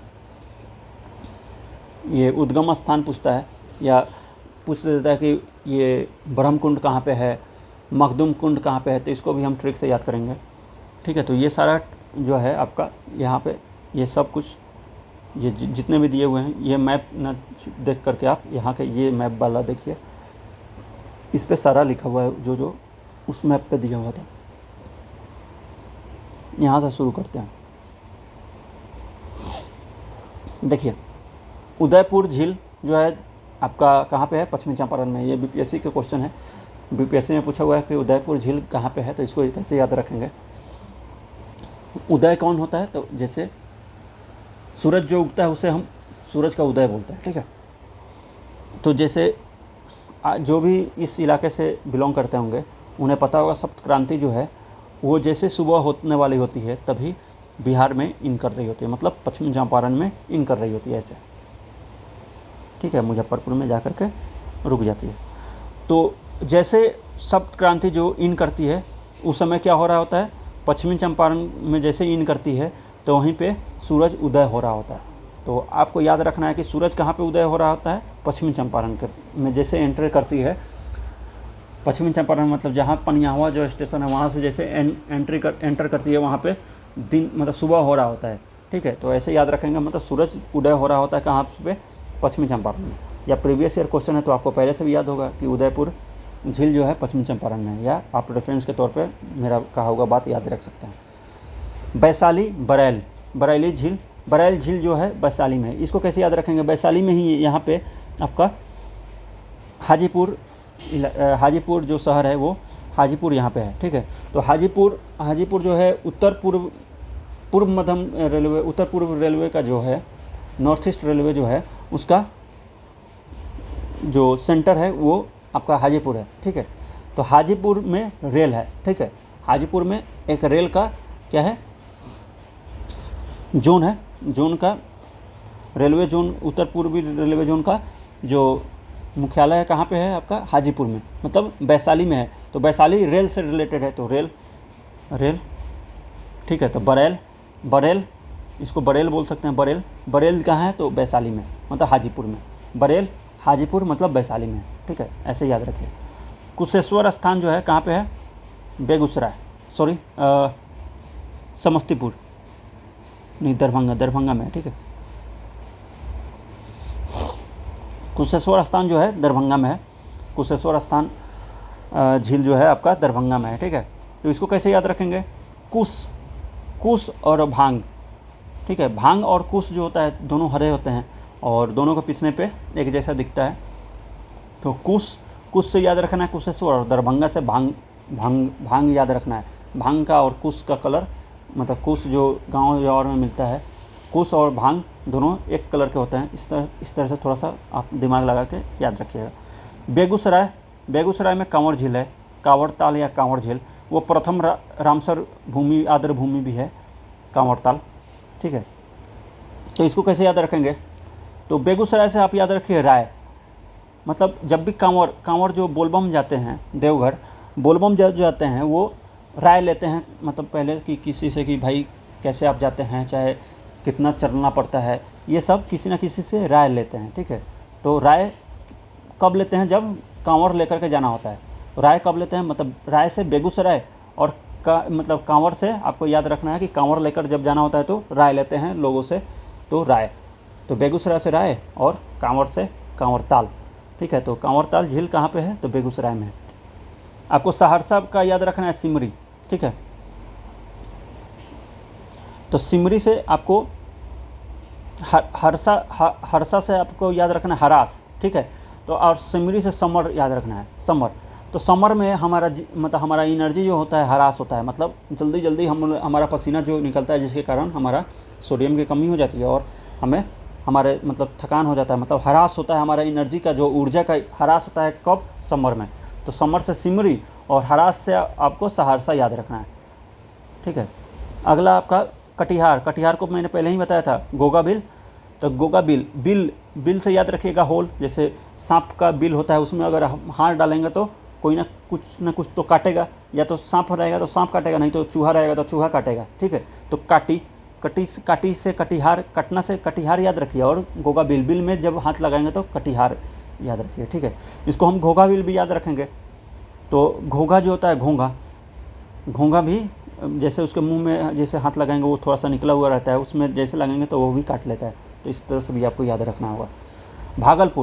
भागलपुर जगतपुर, ठीक है। तो भागलपुर जगतपुर एक जैसा राइमिंग है, तो एक तो ऐसे भी याद रख सकते हैं, नहीं तो एक तरीका और है कि भागलपुर से देखिए, जगत छोड़ करके कभी भी भागना नहीं चाहिए, ठीक है। जगत का मतलब होता है संसार छोड़ करके, मोह माया छोड़ करके नहीं भागना चाहिए।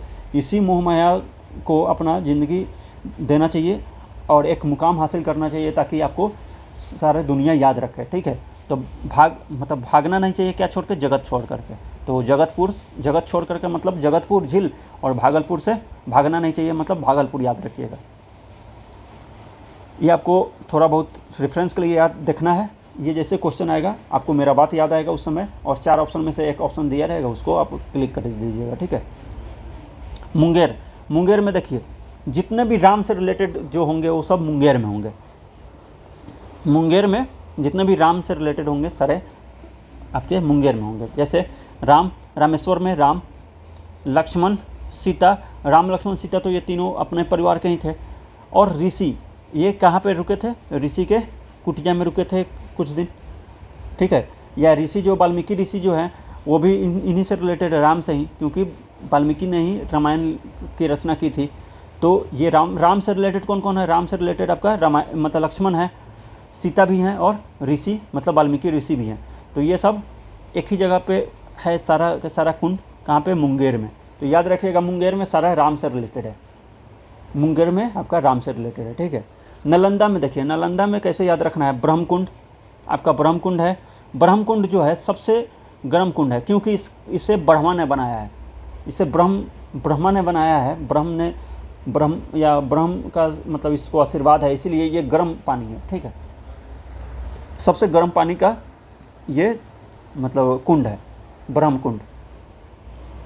तो यहाँ पे कौन कौन सा है? तो देखिए, नालंदा में सूर्य कुंड है, ब्रह्मकुंड है, मखदुम कुंड है, उसके बाद घोड़ा कटोरा झील है, उसके बाद पांडु पोखर है। तो इसको आप याद रखिएगा कि नालंदा में आपका ब्रह्मकुंड है। तो देखिए, नालंदा जो है राजगीर है, ठीक है। तो जब भी राजगीर जो है महाजनपद का उदय का काल माना जाता है, कि यहीं पे महाजनपद का पहला राजगीर में आपका स्थापना हुआ था, ठीक है, बृहद्रथ वंश। तो ये जब हुआ था मतलब वहाँ पे महाजनपद काल में, तो उस समय क्या होता कि एक तो चाहिए था मतलब घर चाहिए, मतलब आवास चाहिए था रहने के लिए लोगों को। तो आवास चाहिए मतलब हमें मतलब वो राज दरबार चाहिए। तो राज दरबार कौन बनाएगा? तो ब्रह्म ही पूरा मतलब सृष्टि के रचयिता हैं। तो उस समय आकर के ब्रह्म जो थे वो रचे थे पूरे मतलब उसके महल को। उसके बाद एक झंडा चाहिए, क्योंकि प्रतीक जो कोई ना कोई राज का एक प्रतीक होना चाहिए, प्रतीक चिन्ह क्या होता है? झंडा होता है। जैसे हमारा तिरंगा है, उसी तरह से महाजनपद में भी एक झंडा चाहिए था उस समय। तो झंडा चाहिए, ऐसे झंडा जिस पे सूरज का निशान हो। इसी से पता चलेगा कि सूर्यवंश का ये राजा है, ठीक है। तो एक मतलब जब राजगिरी मतलब राजा मतलब वहाँ पे राज्य का जब विकास हो रहा था, उस समय क्या क्या चीज़ चाहिए था? ब्रह्म का ज़रूरत था, मतलब वो जाकर के महल बनाते। एक मतलब एक झंडा का ज़रूरत था, जिससे आपको सूरज होता उस पर झंडा पे। उसके बाद एक घोड़ा चाहिए था, ताकि घोड़ा पे मतलब सैनिक को कहीं भी लड़ने के लिए भेजा जा सके, या लड़ाई में घोड़ा का ज़रूरत पड़ता है। पांडु, देखिए सिपाही को हम पांडु भी बोलते हैं। कहीं कहीं पे लोग जो हैं ये पुलिस लोगों को बहुत गलत बोलते हैं, पांडु बोलते हैं, ठीक है। ये महाराष्ट्र वाला इलाका में। तो पुलिस भी चाहिए, पांडु से आपको याद रखना है पुलिस, ठीक है, इसको हम याद रखने के लिए ही केवल बता रहे हैं, ठीक है। तो पांडु से पुलिस, पुलिस चाहिए, घोड़ा चाहिए, एक मतलब जब राजा मतलब राजगिरी जब बना होगा, राज्य जब विकास हो रहा होगा, तब क्या क्या जरूरत पड़ा होगा, एक झंडा, तो झंडा से याद रखना है सूर्य होता है झंडा पे, तो सूर्य मतलब सूर्य कुंड आपका नालंदा में है, मतलब राजगीर में है। ब्रह्मा का जरूरत पड़ा, क्योंकि ब्रह्म ही पूरा मतलब संसार का रचयिता है, तो वो क्या किए थे, पूरा भवन बनाए थे। फिर घोड़ा चाहिए था और सैनिक चाहिए थे, मतलब पांडु चाहिए थे। तो ये सब आपका राजगीर से रिलेशन है इस सब का। गया में देखिए तपोवन है, तो इसी तपोवन में ही, वन में आपका ये गौतम बुद्ध रह करके अपना वो किए थे, मेडिटेशन करके, और उन्हें ज्ञान की प्राप्ति हुई थी, मतलब बोध गया में ही हुए थे, तो इसी वन में, तपोवन में। तो याद रखिएगा तपोवन जो है बोध गया से रिलेटेड है, मतलब बौद्ध से रिलेटेड है, मतलब बोध गया। और मुचलिंडा झील को आप खुद से याद रखिए, मुचलिंडा झील जो है गया में है। रोहतास में है आपका तुतला, ठीक है। देखिए रोहतास से आप याद रखिए हताश, हताश, हताश, हताश आदमी कब होता है, हताश मतलब हताश निराश कब होगा, डिप्रेशन में लोग कब जाएगा, एक ऐसा आदमी जो तुतलाता हो, ठीक है, जो तुतलाता हो वो हताश रहता होगा हमेशा, कि हम अपने मन का बात नहीं कह पाते हैं, या मतलब तुतला जाने के कारण हमको कोई रोक देता है या चुप हो रहा है, ठीक है, तो तुतलाने के कारण हताश हो जाएगा आदमी। फिर कहीं पे धुआं अगर घर पे गया और किसी कारण बस धुआं अगर चारों ओर देखता है तो हताश हो जाता है, कि कहीं ऐसा तो नहीं मेरे घर में शॉर्ट सर्किट होने के कारण आग लग गया हो, या मतलब आग से कहीं पे आग लग गया हो, तो तब भी हताश हो जाता है आदमी। तुतलाता है तब हताश होता है, धुआं कहीं पे देखता है तब हताश होता है आदमी, या कोशिश करते करते जब हार होता है, कोशिश करते करते, कशिश से कोशिश याद रखेंगे, कोशिश करते करते जब हार होता है तब हम हताश हो जाते हैं, ठीक है। और ख़राब मंजर से आपको याद रखना है, मंजर, ख़राब मंजर देख करके, जो ख़राब मंजर जो भी होता है हमारे मतलब ज़िंदगी का, उसको याद करके हम हताश होते हैं, ठीक है, निराश होते हैं। तो हताश क्या क्या चीज़ देख करके आते हैं, जब तुतलाते हैं तब, या ख़राब मंजर जो होता है उसको याद करके, या धुआं देखते हैं, या तो हमारे घर में आग तो नहीं लग गया ऐसा सोच करके हताश होते हैं, या कोशिश करते करते जब हार मिलता है हमेशा तो हम हताश होते हैं। अनुपम झील जो है कैमूर में है, ठीक है, आपका अनुपम झील, तेलहर कुंड और करकट, ये सब कैमूर में है, ठीक है। तो कैमूर से याद रखिए मूर का मतलब, जिनको नहीं पता है उनको बता दूं कि मूर का मतलब ये भी बोल सकते हैं, सर को मूर भी बोलते हैं, ठीक है, मुंडी, ठीक है, तो सर को हम मुंडी बोलते हैं। तो सर पे क्या लगाते हैं हम लोग, तेल, तो तेल से तेलहर कुंड। मूर से याद रखिए मुंडी, मतलब माथा याद रखिए, सर में हम क्या लगाते हैं, तेल, तो तेल से तेलहर कुंड कहाँ है, मूर, मतलब कैमूर में। तेल कहाँ लगाते हैं, मूर में, मतलब मूड़ी ये माथे में लगाते हैं, तो उससे याद रखना है तेलहर कुंड, ठीक है। करकट से याद रखना है कि जैसे सर पे छप्पर होना चाहिए ना, लोग बोलते हैं कि भाई रोटी कपड़ा मकान जो है छप्पर होना चाहिए, मतलब हमारे सर के ऊपर कोई ना कोई एक छत होना चाहिए। तो छत क्या चीज़ का होना चाहिए, तो करकट का छत, मूड़ पर मतलब माथा पे छत क्या चीज़ का होना चाहिए, तो करकट का, ठीक है। उसके बाद अनुपम से याद रखें, अनुपम झील, ये बीपीएससी का क्वेश्चन पूछा हुआ है कि बीपीएससी में पूछा हुआ अनुपम झील कहाँ पे पड़ता है, तो अनुपम झील आपका कैमूर में पड़ता है, ठीक है। तो ये प्रीवियस ईयर है तो इसको याद ही रखना पड़ेगा आपको, अनुपम झील आपका कैमूर में है। अब मिट्टियाँ देख लेते हैं। गंगा का उत्तरी मैदान में देखिए कौन कौन सी मिट्टियाँ पाई जाती है, खादर मिट्टी, बाल सुंदरी मिट्टी, अम्लीय मिट्टी मिलती है, ठीक है, बांगर मिट्टी, तराई और पर्वतपदीय चूनादार मिट्टी मिलती है, ठीक है। चूना देखिए मिट्टी में चूना कहाँ पे मिलेगा ज़्यादा, तो मिट्टी में चूना कहाँ मिलेगा, जहाँ मतलब जो हिमालय से लगा हो या पर्वत से लगा हो, ठीक है। तो पर्वत से लगा रहेगा तो चूना वहाँ पे ज़्यादा वहाँ के मिट्टी में मिलेगा, ठीक है। तो पश्चिमी चंपारण के उत्तर पश्चिम भाग में जहाँ पे वो सोमेश्वर की पहाड़ी है, वहाँ पे आपका पर्वतपदीय चूनेदार मिट्टियाँ मिलती हैं, ठीक है। तराई क्षेत्र कहाँ पे मिलता है, तो तराई क्षेत्र आपका पश्चिमी चंपारण से लेकर के किशनगंज तक जो किनारे जो फैला हुआ है सारा समानांतर, वो तराई क्षेत्र है। ये सब गंगा मैदान के उत्तरी भाग में पाया जाता है। बांगर जो है, यहाँ पे देखिए ये इस सब इलाका को पिडमंट सॉइल भी बोलते हैं, पिडमंट दलदली मिट्टी, ठीक है, पिडमंट स्वैम्प मिट्टी, यह सब पहाड़ी इलाका में पाया जाता है, ठीक है। उसके बाद आपका ये जो पीला कलर का जो दिख रहा है ये सब आपका तराई क्षेत्र है, ये तराई सॉइल मिलता है यहाँ पे। उसके बाद उसके जस्ट नीचे बाल सुंदरी मिट्टी मिलती है, ठीक है। उसके बाद खादर मिट्टी, ये जहाँ पे आपका गंगा नदी का पानी हमेशा बाढ़ लाता हो, वो खादर मिट्टी मिलता है वहाँ पे। और तराई का बाल सुंदरी का मिट्टी यहाँ पे भी मिलता है कुछ दूर, जो हरा कलर का जो दिख रहा है आपको, यहाँ पे बाल सुंदरी मिट्टी मिलता है। और नीचे में भंगर मिट्टी मिलता है, भंगार, ठीक है। ये सब थोड़ा सा ऊंचा प्रदेश है, यहाँ पे नदिया का पानी कम ही पहुँच पाती है, जिसके कारण यहाँ पे भंगर मिट्टी है, ठीक है। उसके बाद ताल सॉइल, ये किनारे में थोड़ा सा ऊंचा जो भूमि है यहाँ पे ताल सॉइल मिलता है यहाँ पे, ठीक है।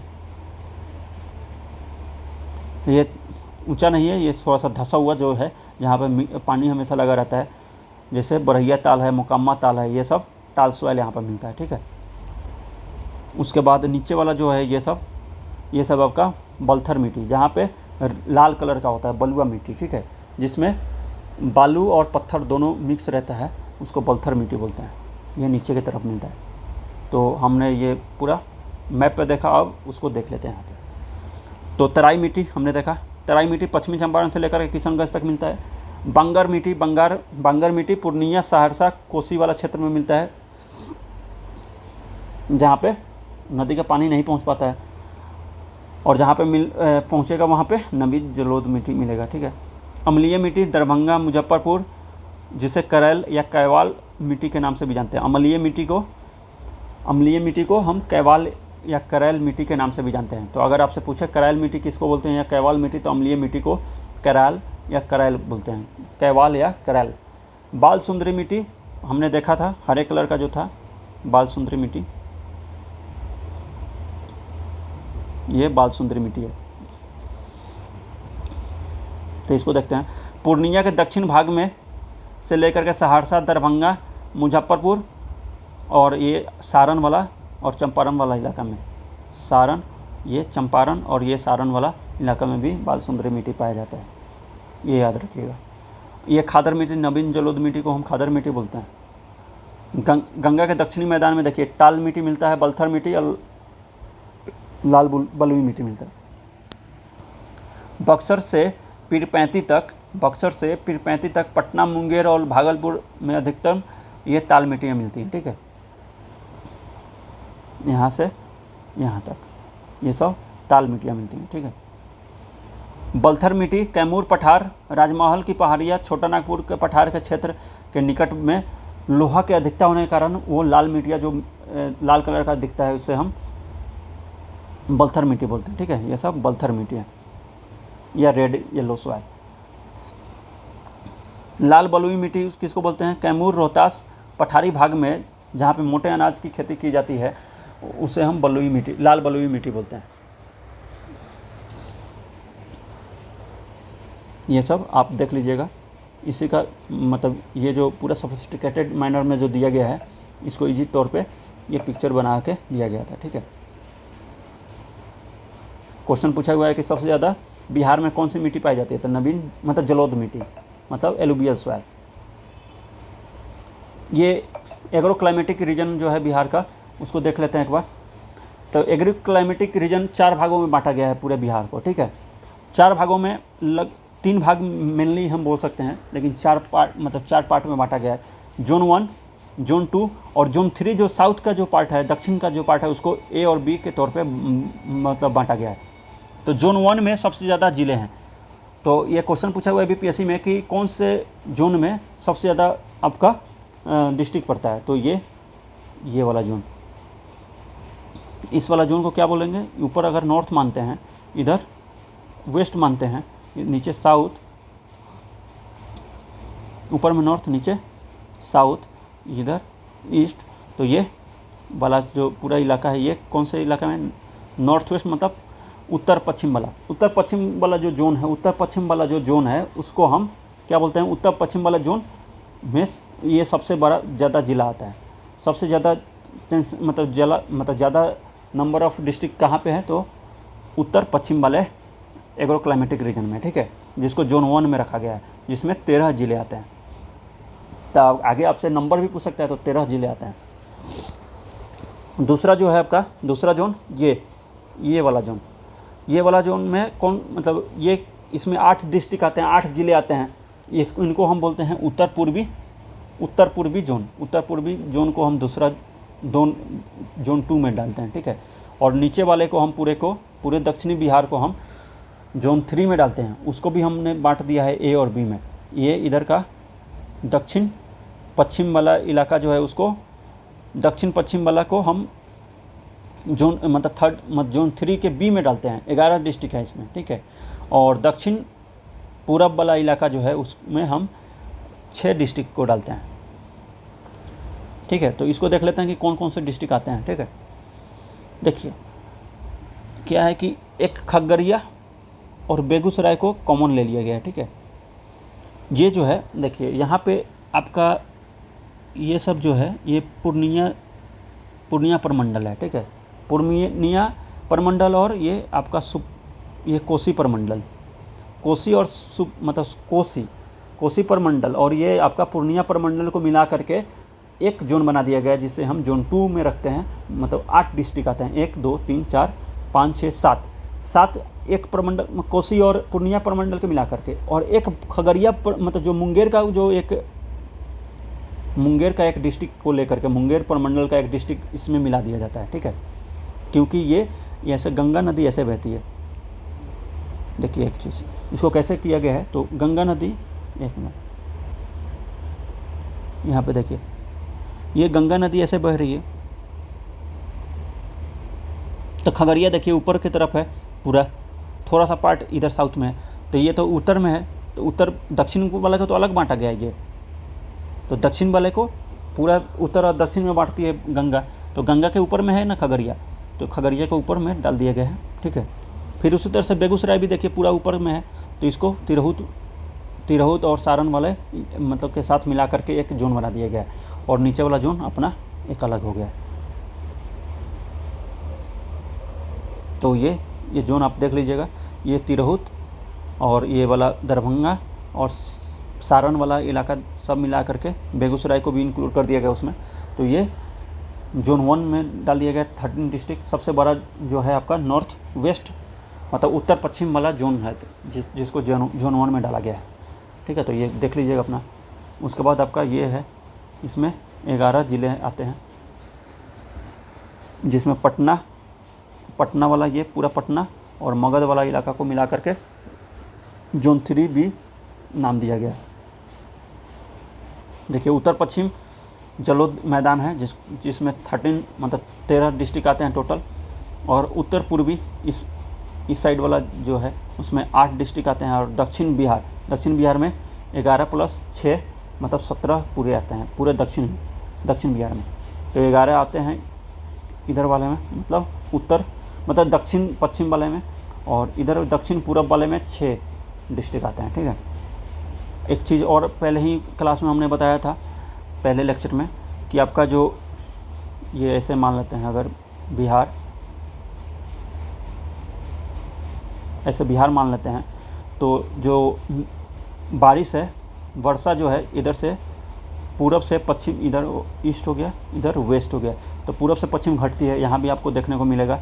और ऊपर से नीचे भी घटती है। उत्तर दिशा में ज़्यादा बारिश होगी और दक्षिण दिशा में कम, मतलब उत्तर बिहार में कम, मतलब ज़्यादा बारिश होगी और दक्षिण बिहार में कम बारिश होगी। तो इसको भी हम देखेंगे यहाँ पे। देखिए वर्षा ये जो है उत्तर वाला इलाका में 1235 का मतलब 123.5 ये सेंटीमीटर बारिश यहाँ पे मिलता है।